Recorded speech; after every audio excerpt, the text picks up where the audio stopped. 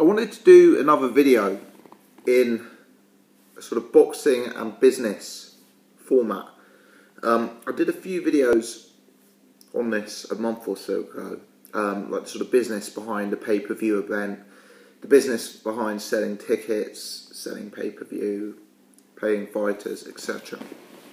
And I thought it'd be interesting, following on from Selby to talk a bit about the business of managing and promoting a fighter like Lee Selby. Lee Selby I'm using as an example because he's fresh in everyone's mind and because I think he's a good example. But realistically, we could talk about this with relation to any one of a number UK fighters from the lower divisions. So, whilst for the purpose of this video we're going to discuss Selby, I would suggest there's some applicableness here with Scott Quigg, Jamie McDonnell, even Paul Butler to a lesser extent. So, let me get started. First things first, an excellent win from Lee Selby against Evgeny Gradovich. Pretty much won every round in quite a lopsided decision.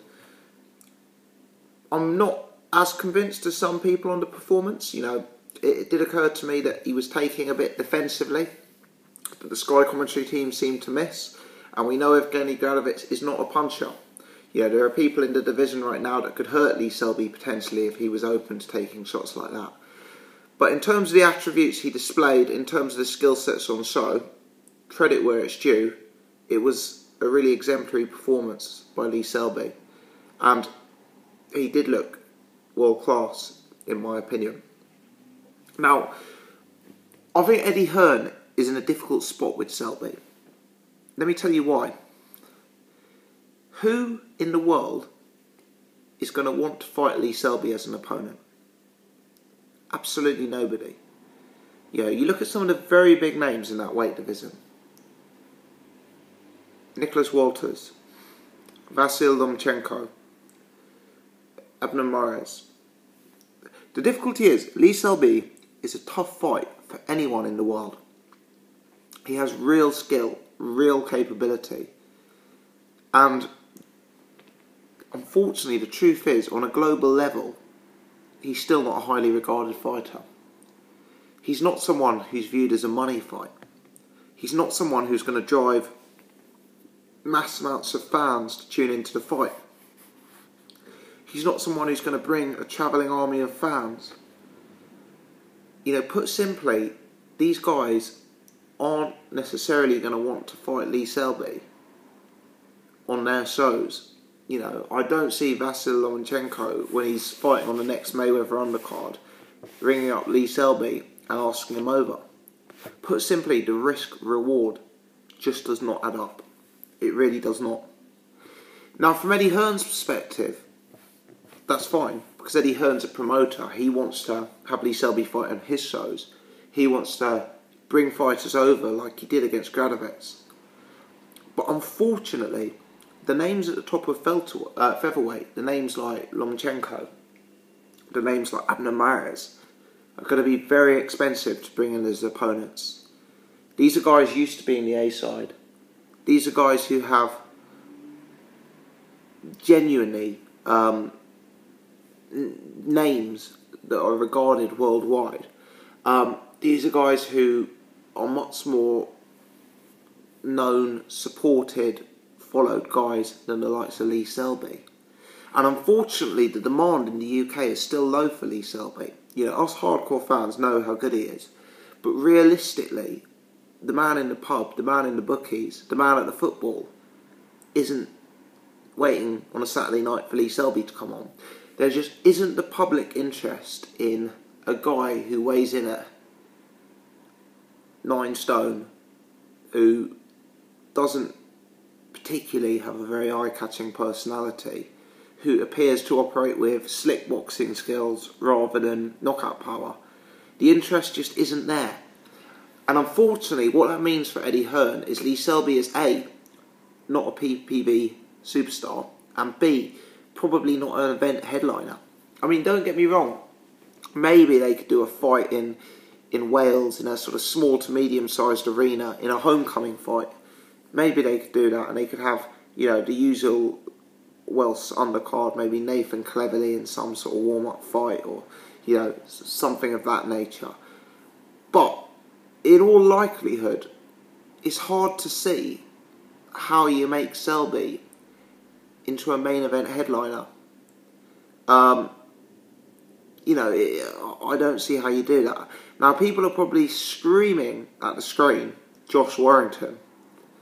But I think there's another problem there. A big problem, in fact.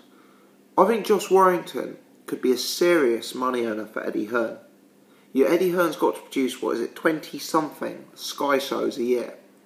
Non-pay-per-view. And Josh Warrington is a guy who fills out arenas in Leeds. And, not to my eyes, but to most people's eyes, seems to put on a good Saturday night fight card in Leeds. Now, I would suggest, despite the world title, Josh Warrington could almost be more valuable an asset than Eddie Hearn. Than Lee Selby to Eddie Hearn. If you look at the amount of tickets he sells, if you look at the fact that he can fill a big arena and headline a card, I think he almost offers more already from a commercial perspective than Lee Selby. I also imagine he's cheaper than Lee Selby, having more recently hit the scene, not having a world title. So, let's be honest, if Selby fights Warrington, Selby will destroy Warrington. Destroy Warrington. And in my opinion, anyone who disagrees with that doesn't really know about boxing. Warrington, in many ways, has similarities to Gradovic. He's just not as good. He's a come-forward guy, very one-dimensional, no versatility and no power. He's going to be taken apart by Lee Selby. I see that as a 12-0 whitewash if the two fight. And I think Eddie Hearn is smart enough and sensible enough and savvy enough to realise that. So I think Hearn has to keep Warrington away from Selby. I think Hearn has to keep Warrington at least for another sort of 5-6 fights, selling out arenas in Leeds, headlining Saturday night Sky cards. I think that ticks off Hearn's commitment to Sky, and I think he makes a nice little earner out of it. Probably not paying Josh Warrington footballer wages and selling out arenas. I think the profit margin is there on Warrington more so than it is to Selby. So I think he's got to keep Selby Warrington away from each other and look to build that at some point in the future, where unfortunately for Hearn, he will have to cash out on Warrington. Maybe try and build Warrington's profile to the extent that he can take a loss, maybe blame it on weight, move up a weight class and start again destroying bums in a new weight class and, selling out leads. Maybe that's the way Eddie Hearn will plan it. But right now, I think Warrington is too valuable an asset to sling in with Selby. It'd be like slinging in Frankie Gavin with Kell Brook. It's a lamb to the slaughter, feeding one of your own boys, knowing they're going to get destroyed. But I think the difference between Gavin and Warrington is a much bigger draw in his home city and more valuable. So I don't think that fight happens. So what I see is a real difficulty for Hearn. Nobody's going to be calling up Lee Selby, calling him over, for fights. So Eddie Hearn's going to have to put Selby on his own shows. Now, to bring in an opponent like Abner Mares, Lomachenko, it's going to have to be realistically pay-per-view, isn't it? I mean, how much is it going to cost you to bring in an opponent like Vasyl Lomachenko with all the support behind him? You're going to have to pay him a lot of money to come to the UK and fight. And the difficulty is Lee Selby, he doesn't sell many tickets. He's not a huge draw. I mean, even if it was a pay-per-view, he's not going to realistically sell that many pay-per-views. He's just not highly rated enough. So I view it as a really, really difficult job for Eddie Hearn. I mean, how do you get this guy in entertaining fights? How do you make money off him when the division is saturated with stars who are going to require a huge wage to come over and fight? But the guy you're managing isn't a huge draw. And as I say, the same thing could apply to Paul Butler. The same thing could apply to Scott Quigg to a lesser extent. Certainly Jamie McDonnell. These guys are unfashionable fighters in unfashionable weight classes, without public recognition, without huge support, without a name. So my bold prediction, unfortunately, is as follows. Lee Selby will in my opinion, be a regular for pay-per-view undercards. I suspect Selby is used in a similar way that Quigg and McDonald were used for the De Gale Cleverly pay-per-view. Sorry, for the Cleverly Bellew pay-per-view.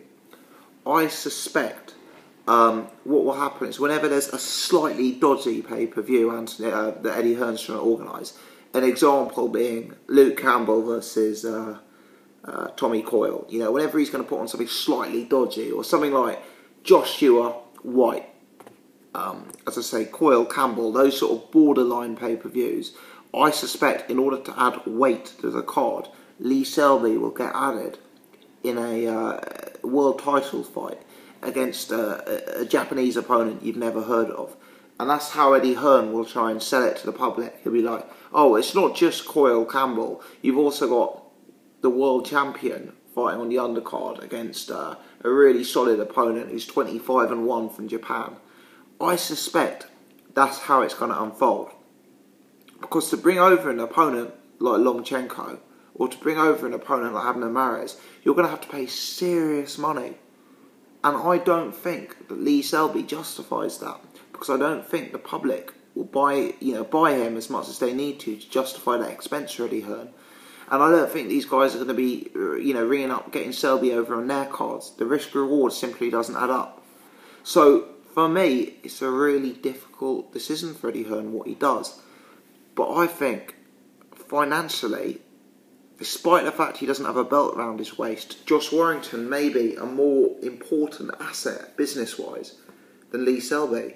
Don't get me wrong, he's not as good. He's not even half as good. But he sells out arenas and he gets the public to buy into him in a way that Lee Selby simply does not. That's my opinion. I could be wrong. I'm keen to discuss.